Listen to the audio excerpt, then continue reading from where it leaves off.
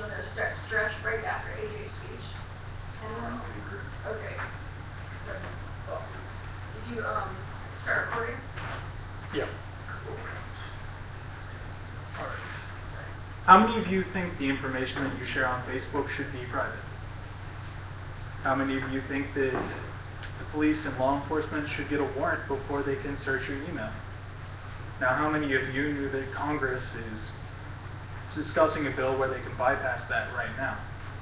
In 2011, there was a big stir about the Stop Online Piracy Act, or SOPA.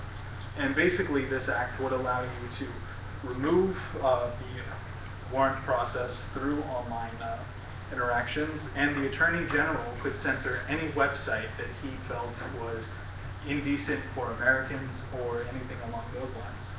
The ACLU states that the SOPA scheme is so especially egregious because there is no obligation to seek court approval, and the copyright holder has no incentive to narrow the scope of the takedown of a website to minimize impact on non-infringing content.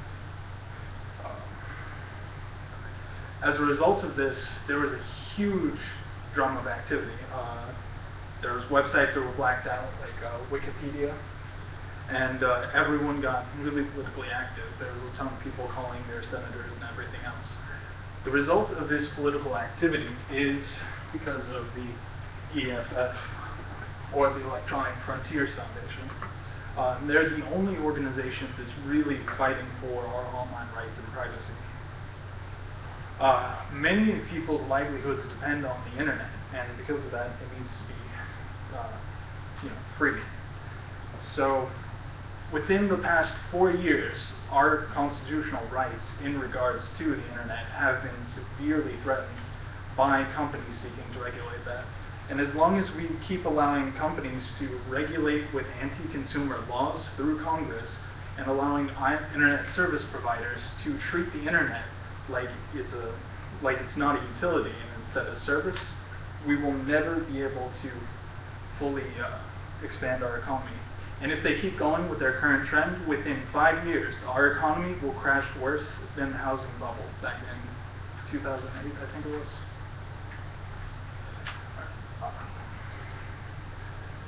Recently, net neutrality was repealed by an appeals court, and the Wall Street Journal says that it was thrown out by Federation rules requiring broadband providers to treat all traffic equally.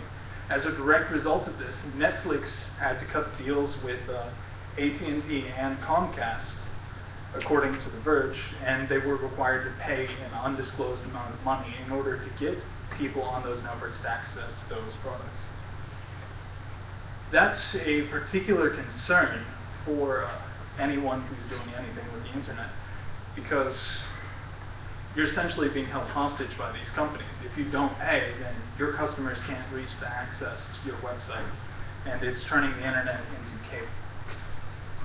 The internet has always been an equal playing field, and it's allowed people to use sites like Etsy, where craftsmen can sell their products from all over the world to anyone without a middleman. It also allows people to use things like GOG and Steam to sell, digital products that would not be able to reach the hands of people regardless of that. Thousands, hundreds of thousands of Americans have their livelihood through the internet, and it's actually one of the reasons why the recession hasn't hit us as badly as it has, is because people are finding their jobs online. But if we keep allowing things like SOPA or CISPA to take place, then when you go to pay your bills online, you're going to have an internet fee as well as paying with your credit card online fee. And it might not be very high at first, but it's going to go higher and higher the more that the internet companies charge your service providers to offer that service. Amazon prices are going to go up steadily over time because they're just going to forward the cost to the consumer. Recently, AT&T has a sponsored data program that lets developers and brands pay to deliver content to mobile outside of data caps, according to The Verge. And it shows that they're willing to uncap those data plans that are already increasingly expensive at the cost of their consumers. And the EFF is the only organization that's fighting against this, and they need our support. They're the only organization that has filed a lawsuit against the NSA. In their case file it says, in addition to suing the government agencies involved in a domestic dragnet, Juul versus NSA also targets the individuals responsible for creating, authorizing, and implementing the illegal program, including the director of the NSA, Keith Alexander, and former Vice President Dick Cheney.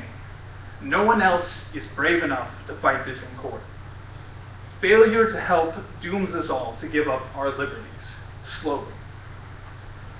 According to a report by the Public Campaign in 2008 to 2010, 30 of the corporations analyzed paid more for lobbying than they did for taxes.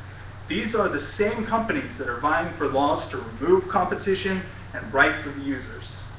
The EFF is fighting to stop things like the Cyber Information Security Act, which is in Congress again to stop law enforcement from needing to get a warrant in order to search your records.